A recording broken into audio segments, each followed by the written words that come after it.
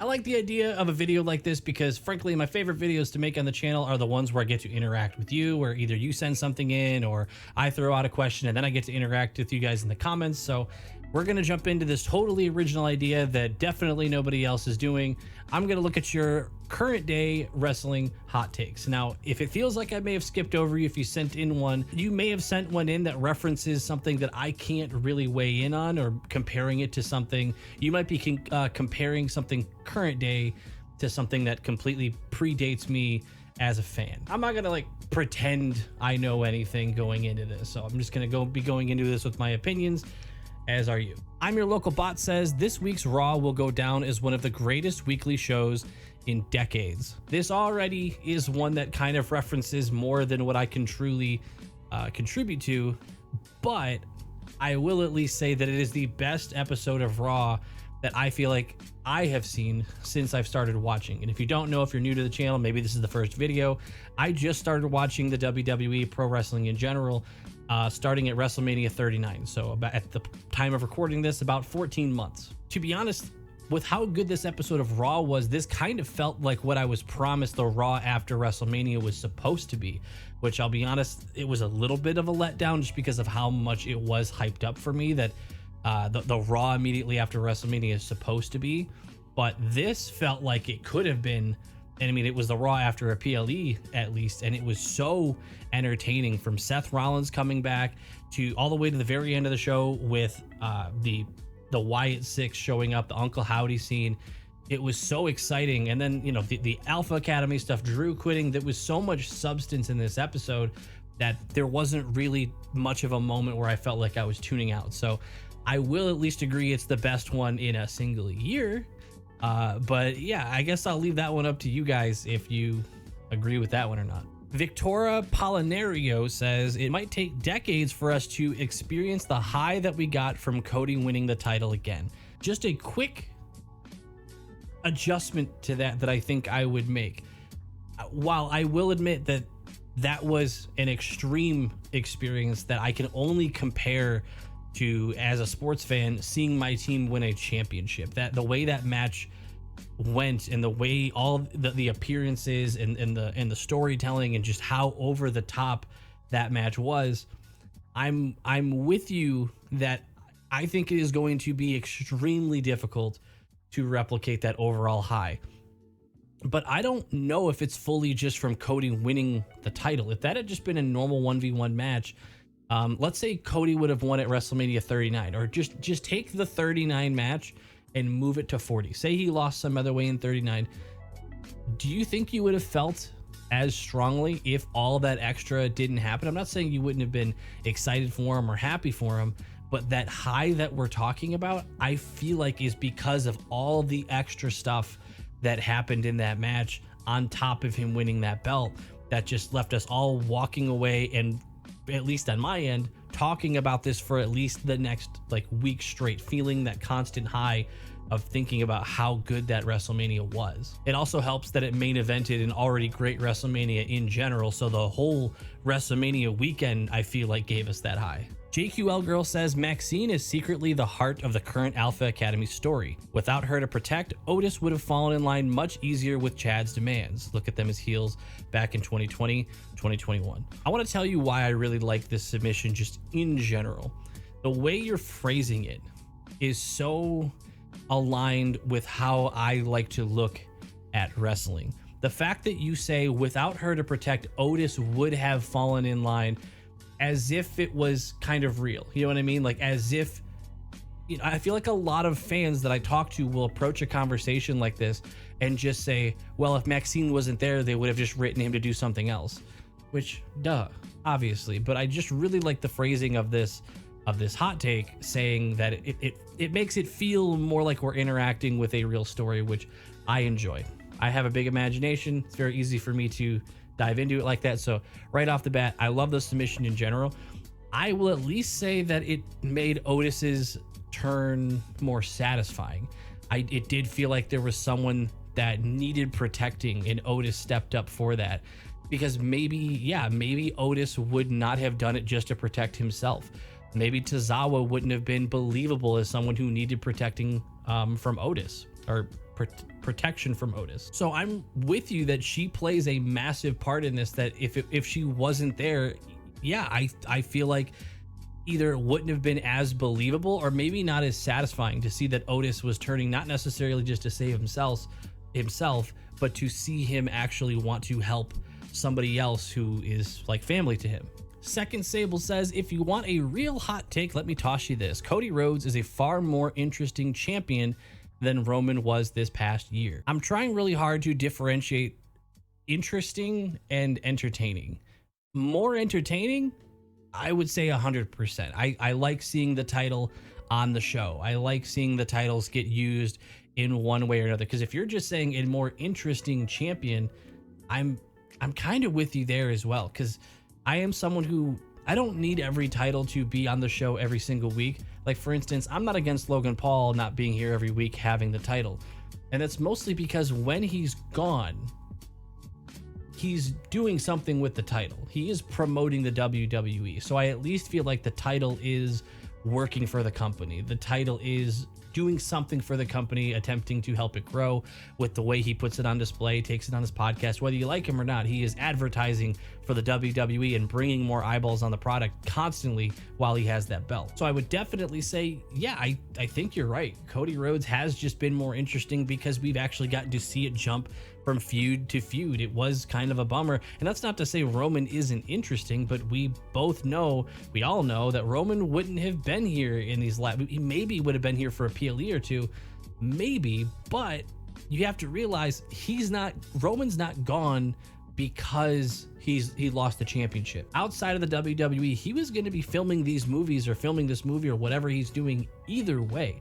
So he was going to be busy. So there's not really any reason to believe that he would have been at the last two PLEs or Backlash, or who knows, maybe any of them at this point. Maybe we still wouldn't have gotten any sort of appearance. I think the most you would have gotten was maybe Paul Heyman saying he was having phone calls with him, but yeah, I think you're 100% right. As of right now, Cody is the more interesting champion. It's just a matter of, will that last and will the feuds remain interesting after we kind of have had him locked into a long-term feud with The Rock? But I think we're going to talk about that more with another hot take. By the way, guys, a quick reminder, I do stream on Twitch, so head over, make sure you follow me on Twitch. I love discussing while I'm playing 2K. I love discussing things that happened on recent shows, so feel free to pop in there and say hi, discuss WWE, whatever you want to talk about. I'll be over there. Deporticus on Twitch. Juan Bad Day. Hot take, Usos match at Mania was actually amazing storytelling. Okay. You know, what I'm going to give you is okay, you're not saying the match was good, or I guess that the match itself was high quality wrestling. You're saying that it was actually amazing storytelling. How I think they could have done it better, because the only I don't know if I completely agree with you. I don't know if I agree with you at all, if I'm being totally honest, because the only real storytelling I feel like I saw in that match was the moment where Jimmy pretended to kind of give in and be like, hey, you know, Jay, I'm cool now. Like, and he kind of baited him in and then attacked him. Other than that, it was a lot of super kicks. It was a lot of very uninteresting wrestling to me. And I know there's some others that share that sentiment. What I think would have made that amazing storytelling, if you were going to go the storytelling angle without making them change their movesets, I say almost have the match result in a draw. Like, not a literal draw, but to the point where nobody looked like they were better than the other at any point. Maybe lean into the fact that their movesets are so similar, that they both know what's coming. Maybe bring out some sort of sign that, you know, these are brothers, not just tag partners. These are brothers. These guys are linked through blood. They have been working together as a tag team for, I genuinely actually don't know how long. I know it's been years at this point, but I don't know how long exactly. But they would know each other so well that it would make sense that if that whole match was just filled with reversals with nobody ever getting the upper hand. I don't know how you end something like that. I don't know how you actually, you know, book or write the end of that match with them being so similar the entire time. But I think that would have been amazing storytelling, is to have them almost unable to overcome each other because of how similar they are. TWK Reviews says, I think WWE should invest in more licensed music for entrances, especially right now, with all of the discussions in the fan base surrounding Def Rebel. I think the hate for Def Rebel is kind of unwarranted. I feel like it's a little too strong. I think it's kind of a meme. It's giving Nickelback vibes. You know what I mean? Where it's just kind of fun to hate on them because there's a few recent examples of them not putting out the best work. You can easily pick up dozens, if not at least 100. I've seen so many. I've seen a lot of TikTok accounts kind of like list them off like day by day of Def Rebel themes that are really good. I think what the problem is, it's this recent shift of them trying to constantly add all these catchphrases at the beginning. But you'll notice there are some good ones where it starts with a catchphrase or a name at the beginning. Everybody pops and loves the LA Knight theme song. How does it start? With a voice saying LA Knight. So what I think the issue is they found some success with that, and they think the fans love it because of that. And so I think they started leaning into it a little bit too much recently, and now it's becoming a meme. But in reality, the thing that we are making fun of them for, they've done in many other scenarios, and it's just fine. So I think Def Rebel's fine. They've done a lot of great work. I have like a lot of themes like in my Spotify rotation. I think they just need to chill out on this, shoving catchphrases into the front of the song. I'm not a fan of that. And I think that's what a lot of people are kind of annoyed by at this point. User says, there seems to be an imbalance between the shows. Raw has Drew versus Punk, Liv messing up Judgment Day, Braun taking out everybody, Alpha Academy drama, Gunther coming for the title, the return of Seth, Damage Control drama, and now Uncle Howdy. SmackDown has Cody versus Fake Bloodline. I think you're not even trying with this one, if I'm being honest. First of all, you're saying Cody versus Fake Bloodline. You calling it Fake Bloodline, I mean, yeah, sure, I agree with you. It's not like the real Bloodline. I think that's an interesting take on it as well. But I mean, the Bloodline is still interesting. It still has that future of what's going to happen with Jimmy, Roman. Paul has been putting on a heck of a performance lately, making it more interesting. But you're also leaving out a lot. I mean, I pulled up the SmackDown roster just in case I was mistaken on who's on this. But what I think, before I read off a couple of these names, what I think the issue is, where you are a little bit right and where I could see where you're coming from, is that Raw has a lot more in progress and a lot of stuff that's right in the heat of things and things that are interesting right now. SmackDown feels like it has a lot of very soon upcoming stories and a lot of opportunity. So I look over at the SmackDown roster, and first thing I look at is I see Bayley as the champion. This is where they have the tools. And I think Bayley is a very interesting character. I do think that she just needs a more interesting storyline. I'm a little bummed that Damage Control is not on the same show, because I feel like a feud between her and Dakota would be really interesting. Who knows if something will happen down the line to make that possible. But then you're also forgetting you've got Bianca Belair and Jade Cargill, which that feud very well could be coming relatively soon. That's going to be extremely interesting. Then you've got your potential Money in the Bank winner with Chelsea Green. You've got Tiffany Stratton. You've got the LA Knight and Logan Paul feud coming up. Kevin Owens and RKO doing work together. Probably Randy versus Cody coming up soon. I mean, that's honestly me just skimming the SmackDown roster. I feel like there is a lot that either is or is about to happen on SmackDown. So again, where I see you're coming from, Raw has a lot that's in full swing right now, but there's a lot of potential on SmackDown that's going to happen just in the next, I don't know, probably even by the time this video comes up. BSK in charge, CM Punk and Drew haven't had a single match, and yet is the best feud in the company right now. That goes to show great characters and storytelling will always trump great matches. Okay, I'll agree with you that it will always trump great matches for me. And it sounds like for you as well. And that explains why we are big fans of this company. Because it seems like that is more of a focus for what they do and what we are interested in. I mean, CM Punk, it's not even just CM Punk and Drew haven't had a single match and they're the most interesting feud right now. CM Punk hasn't had a single match on TV. He was part of the Royal Rumble and he's had some house show matches, but he hasn't had a single match, and he's one of the more interesting characters in the company. So at this point, yeah, I'm with you. It does show how much a good character and good storytelling can keep something alive, even with them not even actually having to have a match.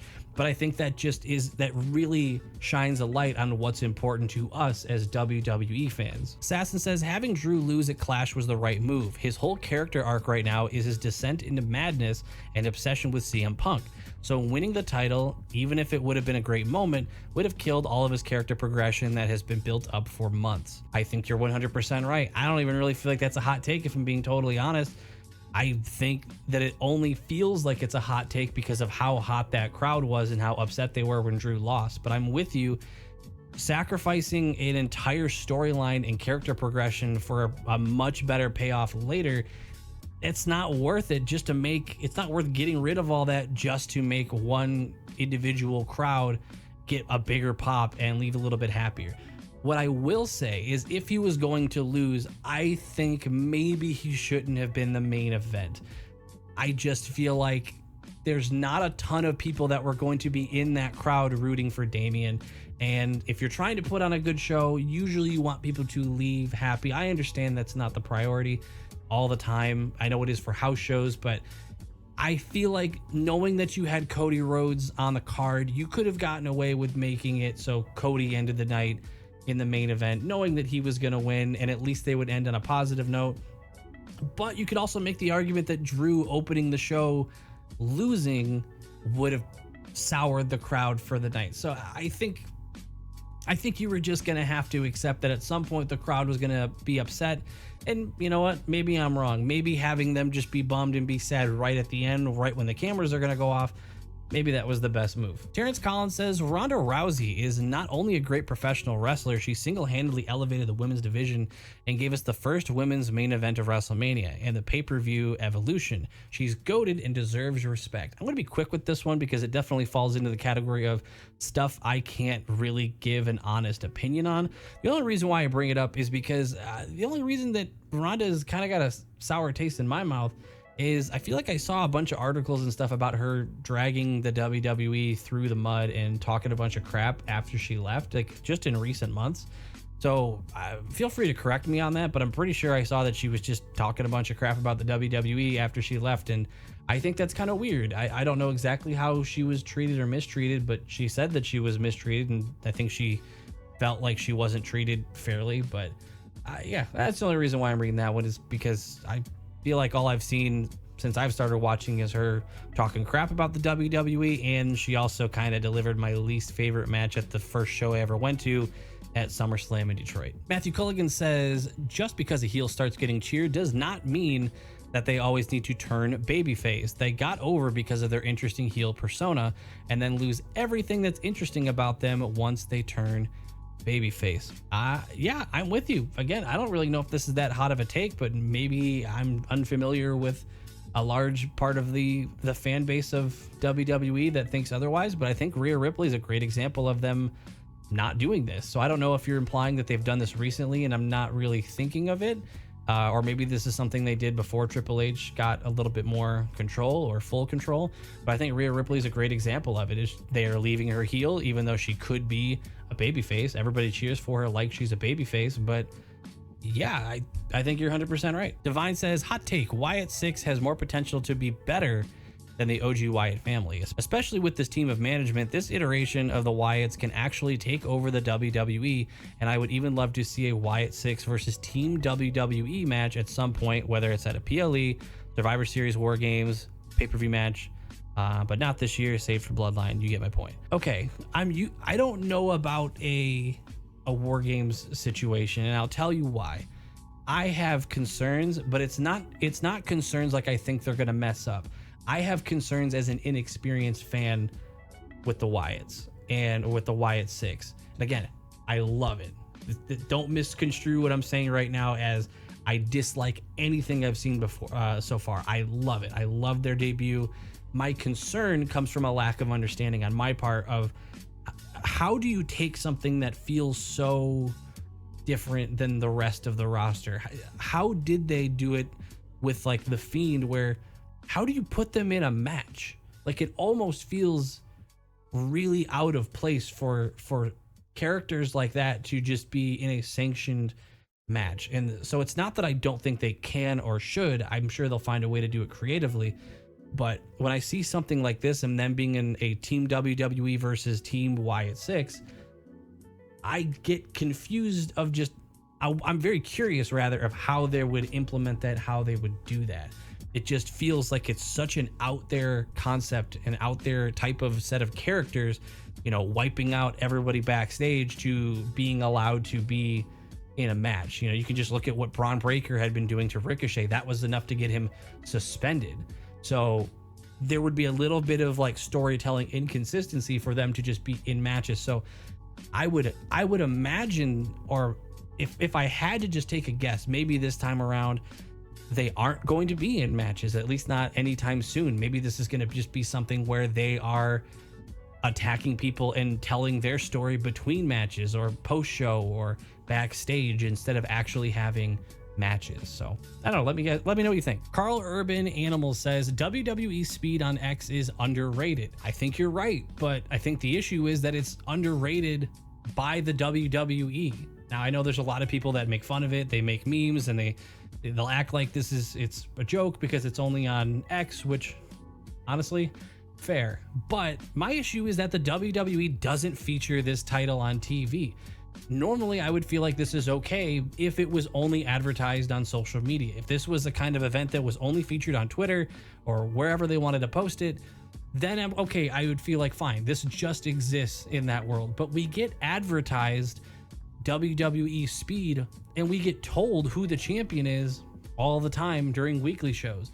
So I don't understand why that person wouldn't walk around with the title. Wouldn't you want to kind of advertise it a little bit? And if you're trying to make it feel at all like a legitimate title, don't hide it. Treat it like an actual title. So I agree, it's underrated, but by the WWE, I feel like they act like it's nothing. So that's why everybody's going to kind of act like it's nothing. Ryan says, Uncle Howdy return was great, but I still believe it should have happened a lot sooner. Also, I believe that Drew is just taking some time off to be with his wife during her surgery recovery. I think you're right on the second part. I think he's trying to be with his wife. But as for Uncle Howdy happening a lot sooner, the only reason I used to believe that, but I think the issue with that is that it was clearly waiting for a Chad Gable like target. It's not like they just showed us Uncle Howdy in the middle of the stage saying we're here. It immediately took part in this Chad Gable situation, taking out Chad Gable. People have said that they've seen other wrestlers in that back scene.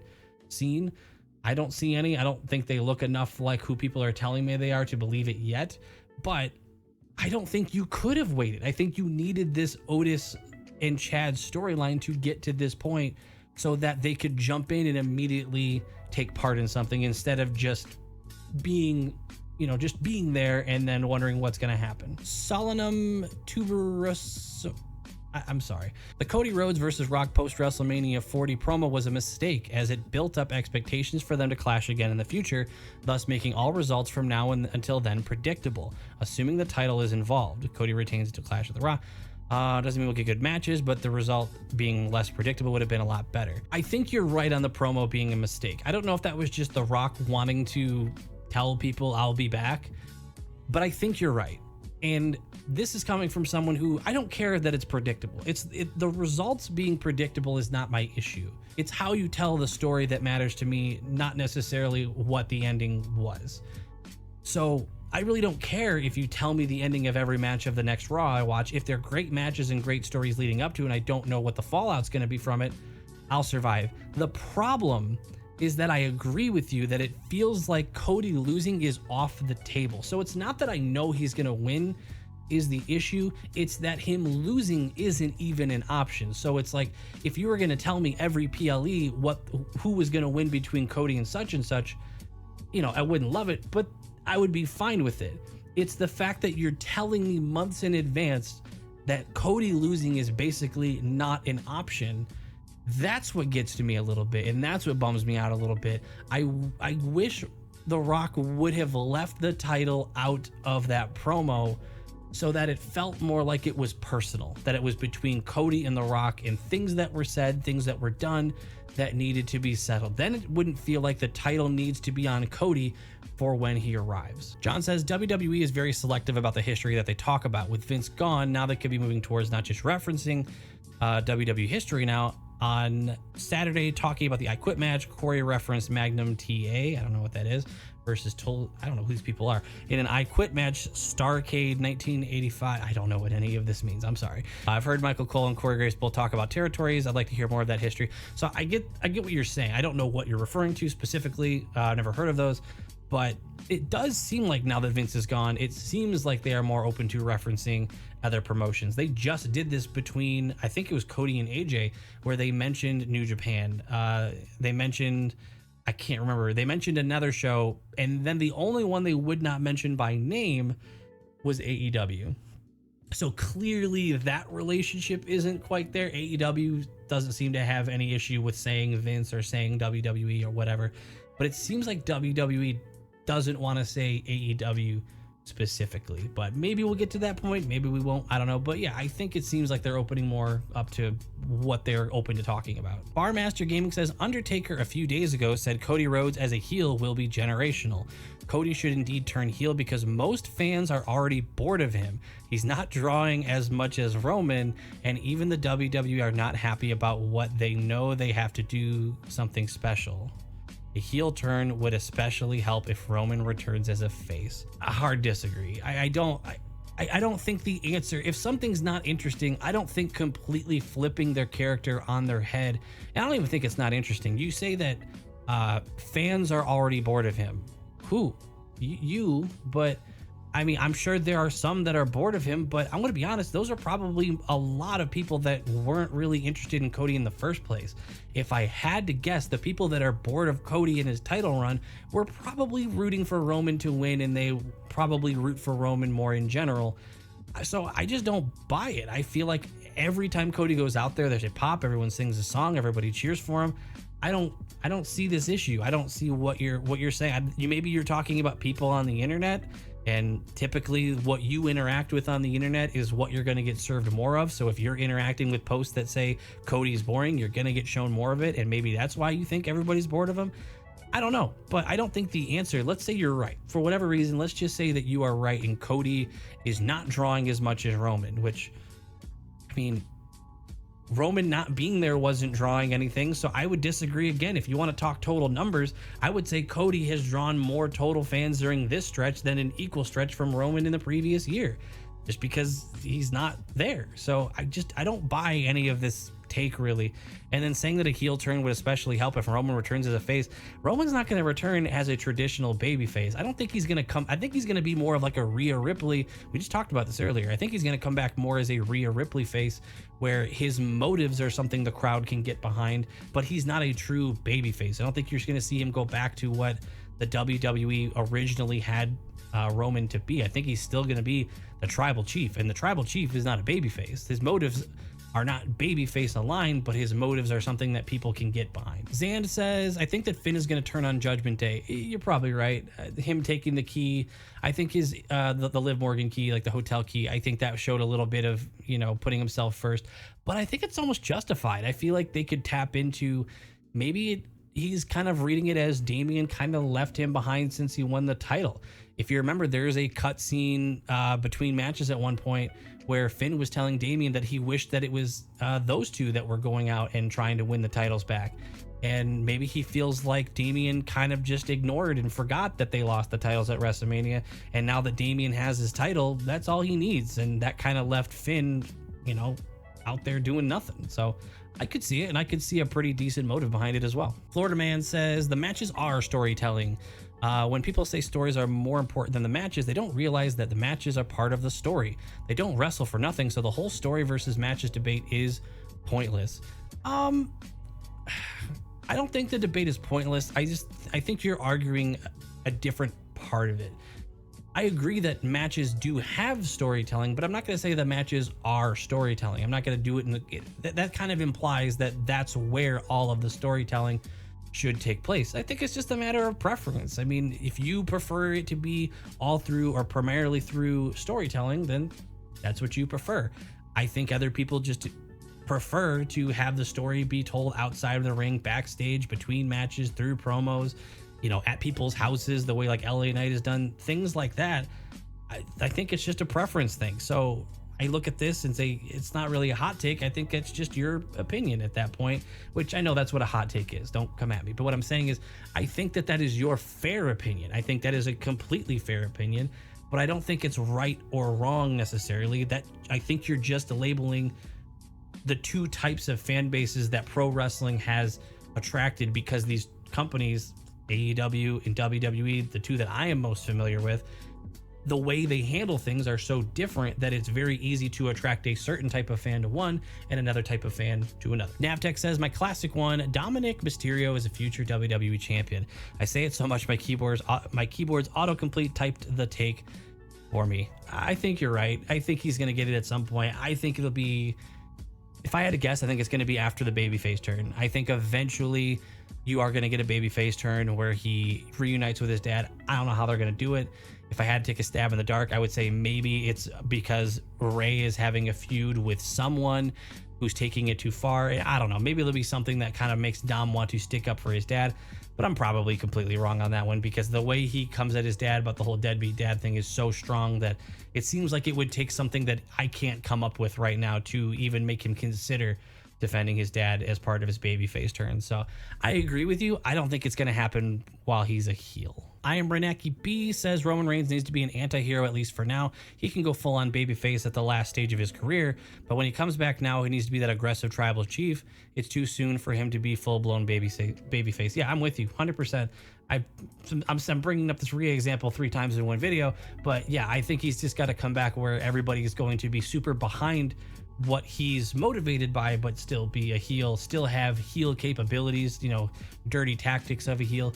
But him coming back and going after this current version of the bloodline that the crowd is supposed to be against is naturally going to make him that face heel that we're going to immediately be supportive of. He's going to get that massive pop up. But yeah, you're totally right. It's got to be aggressive tribal chief to take out Solo in the new bloodline. Yeezy Yeet says Dakota Kai is getting held back by Damage Control. She needs to leave the group, and I think she's earned a push. I would be curious to know why you think she earned a push, because from the little bit that I have seen, I have only seen her injured. I'm not telling you you're wrong. I'm genuinely asking. So I will look for you. I will search your name in the comments if you find this, or if anybody else wants to answer for them, I'll search the name Dakota Kai in the comments, and someone can tell me if I'm missing something that makes you feel like she deserves a push. But I don't think she's held back by Damage Control. I think she's held back by the way she is booked in Damage Control. I think she could be the champion. The way Io Sky was kind of like the one winning, she was the one holding the title. I think Dakota Kai could be that. And I think Io Sky could maybe fill in for Asuka in the tag department. I don't know if that really fits what they're doing with Io right now. She's getting very aggressive. If anything, Io might be the one leaving after she keeps saying all this like Damage Control, there needs to be changes. She might bounce. I don't know, but I'm with you. I would like to see Dakota be more in the forefront. I like her on the mic a lot. Yeah, I think she could be in Damage Control and get that push personally. Mab Mister says the Raw women's division sucks without Rhea and Becky. There is not a strong enough face for Liv to feud with. I read this originally and I was ready to tell you that I disagreed with you, and I was going to read off some names. And then I looked at the Raw roster, and I think you're right, because when I scroll through this roster, the most powerful names that I scroll by and I think would have a chance at being believable against Liv right now are heels. The one that came to mind would have been Zoe Stark, but again, heel versus heel. And then I see someone, maybe like a Scarlett could come out from just being part of AOP. Like, you have a few that could be interesting that I feel like would be interesting against Liv, but I think you're right. I don't see a babyface woman on Raw that is believable against her. So yeah, not a single lie told here. I think you might be right. You might need to bring someone over from SmackDown at that point, because yeah, Becky being gone, and yeah, I don't know how long you could put this Rhea injury, and this Rhea feud on ice, because Yeah, you're right. I don't know who Liv's gonna feud with right now. Jeff Jingle says, hot take, disappointment makes satisfaction so much sweeter. Fans shouldn't get so bent out of shape when their favorites lose. As long as they have a character and a storyline, they'll be valuable to the writers and wrestling as a whole. Yeah, I think that's just tough for people. I'm with you. I have that kind of patience overall for general storytelling. I think the most impatient I've gotten with any storytelling that was going on was the QR codes. So for me, it's almost like, I think the only time I get a little bit impatient is if I feel like the same thing is happening and we're not moving forward. But yeah, I think it's just tough for people. I don't know why. I don't know what kind of fan it is specifically that gets a little bit too attached to the result of a match in terms of how much they enjoy it. But it's not a hot take for me, but it might be a hot take with the internet wrestling community. Yeah, I'm totally down to be bummed out a few times or more so that the official payoff is so much sweeter. Because at this point, unlike a hot take that was said earlier in the video, I don't think it would have been. Now knowing what we got in WrestleMania 40, I'm glad Cody lost at WrestleMania 39. It was worth it. TK5 Wing says Karrion Kross should leave the AOP. They're holding him back from maybe a main event push. I would like to see him as an Intercontinental Champion. Okay, so this is where I hope nobody that I'm friends with in my Discord that I've been watching wrestling watch this. So Proto or anyone else, if you're watching this, skip ahead. Just don't listen to this part. Because I don't want them to know that I kind of like Karrion Kross now. And that's because in my Discord, I feel like I was really anti-Karrion Kross. I didn't find him very interesting, but the more I've heard him speak without AOP around, I'm realizing it's AOP I don't like. I don't like the two dudes behind him with the gear on. I don't know who the old guy is with the glove, but I've been told he has some respectable history, so I won't question that, but he just isn't interesting to me. Scarlett doesn't interest me, but I'm not gonna lie, Karrion Kross on the microphone is not bad. His interactions with the New Day have been kind of interesting. So you know what, this might be a hot take, because I think a lot of people that I've talked to, just online in general and seen in the comments on social media, I feel like they like AOP. I think I'm kind of with you. I really think Karrion Kross would be a lot more interesting not an AOP. So yeah, let's separate them and give them a push. Horn in Halo Wrestling says the crowds 90% of the time suck. I watch WWE on TV when I get the chance, and while I feel like some matches aren't the best, they still deserve some sort of reaction, but they don't seem to get it. I'm just going to tell you what it is. I feel very confident in this. So if you're not from the United States, or anybody who is not from the United States, I'm going to let you in on the culture in the United States. And some of you in the US, you might not realize this, but I feel like it's very common in the US. I'll speak from my personal experience, but I feel safe applying this to a lot of shows that I've seen on the US. We are very, how else do I put this? But we're very afraid to come off as cringe, is the best way I think I can put it. A lot of fans, I feel like, are afraid to be, okay, let's say you're saying like, let's go, I'm a Red Wings fan, let's go Red Wings, right? Nobody wants to be the last one chanting it. You know how when you do a chant like 3-4 times and it's good, how often do you make sure you stop early enough to not be the one that's still going when it kind of fades away? That's the best real world example that I think most of us can relate to. That's just kind of what happens with US crowds. I think it also factors in that we get crowds all the time, or we get shows all the time, right? So we're spoiled as well. So I think it's a combination of us being spoiled with all these shows. And I think it's because it's really tough for a lot of people to come out of that shell, because they don't want to come off and feel embarrassed. They don't want to come off like you're the one being weird, because then you look over at these international crowds, everybody's on their feet, they're dancing, they're singing, they're doing all these chants, they're all in on it. And I think it's just a cultural difference, and it's unfortunate because we have so many shows over here, and I wish that wasn't the problem. And I know when I go to a show, I am definitely part of that group that wants to cheer everything and is going all out, but I notice people around me are not in on it. There are people that just kind of look at me, or that just sit the whole time, or they're playing on their phone. So yeah, I don't know. I don't know what to tell you. I don't know why it's like that, other than what I told you. Maybe I'm wrong. Maybe it is just straight up being spoiled. But yeah, there's a lot of crowds that kind of leave a lot to be desired. But What are you gonna do? Rooster of Doom says Gunther isn't ready for a world title and is generally overrated. Him and Kaiser should dominate the tag division for a while. Why? He dominated with the IC title the longest ever reign. Who else would be ready to go for a world title? In what world do you dominate with a mid-card title and then have to go to a tag division title? Maybe you and I rank like their prestige level differently, but I think Gunther is more than ready to be in. I'm not saying he has to win it, but he's more than ready to be in that conversation and to be in those matches. I don't even see how he would be overrated. I think he puts on some of the more entertaining matches. Gunther matches might be the only. He might be one of the only, maybe out of 5 total wrestlers I'd be able to think of that whenever they have a match, I feel like it's a great match. So I just don't see what you see. Sorry. Go Bucks said, oh, sorry about the playoffs, buddy. I'm not a big fan of Jey Uso right now. Saying yeet over and over again is very cringe. Just talked about the cringe culture. He also needs more than 3 moves: super kick, spear, Uso splash. I don't know about the move set. Maybe the move set is more fit for tag team wrestling. I don't know. But I'm with you on the yeet. Kind of. I don't think it's cringe. What I do think is that I was more bought in on his character before the yeet character. I felt like I was motivated to root for his motivations, leaving the bloodline and trying to get a serious push. I don't see that same Jay character anymore. I see someone who, kind of just became a character. I find him entertaining, but I'm no longer as interested in his progression as I once was. So yeah, I think the yeet thing kind of took him over a little bit more than it should have. Replacing a bunch of words in his promos takes a little bit away from, but then again, if he was just placed into the WWE like this with this character, I wouldn't really have much to say negative on it.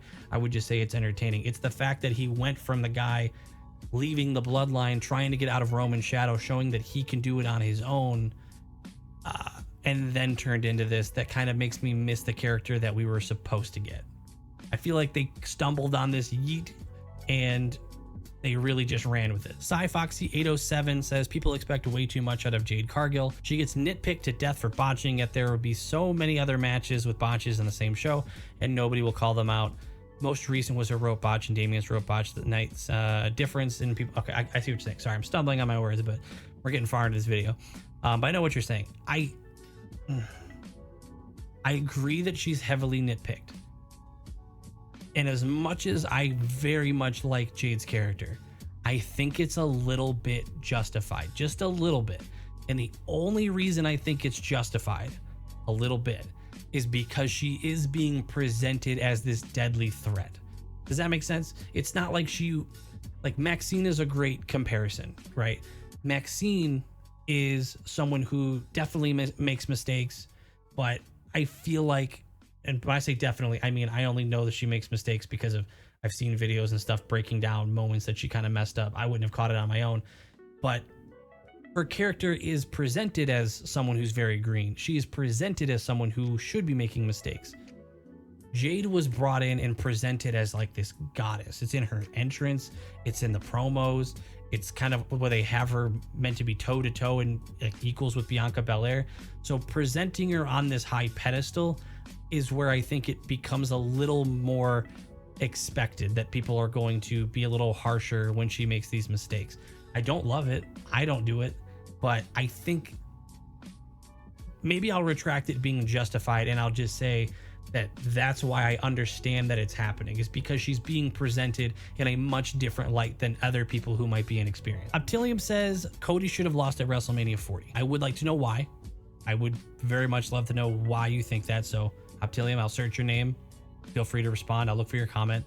I guess I just disagree. I feel like stretching out this Cody versus Roman thing any longer, at that point, it would make you wonder, well, when then? Like, what's the point then? Like, Cody is destined to be that champion. But more importantly, for me, I'm just happy to see the title on the show. And I already said this kind of earlier in the video, but Roman was doing these movies regardless of whether or not he won. So knowing for a fact that he would have been gone pretty much all of this time and that title would have just been gone, that alone is almost enough just for me to want that title to move to someone else. As much as I love the Roman character, I love the Roman history. I've watched too many documentaries on YouTube about Roman's character, the development, how it got there, and I'm very happy that he got there. But I think eventually you get to the point where the title should just be on the show. And if he wants to go off and do the Hollywood side of things, that's fine. I'm happy for him. But I don't think you, at that point, keep the title forever. So I'm really curious, Optilium. I'm very open to hearing why you think he should have lost at WrestleMania 40. Maybe you don't even mind that Roman lost, and maybe you just think the title should go to someone else. I'm very curious. So feel free to let me know. I'll look for your name. All right, guys, that was a lot of hot takes. Don't worry, I'm not doing this every week, but since I'm not doing it every week, I want to try to get through as many of these as possible, because I know I've signed up for videos like this and entered, and it's kind of a bummer when yours doesn't get picked. So I tried to do as many as I could. Thank you guys so much for watching. I'll see you guys in the next one.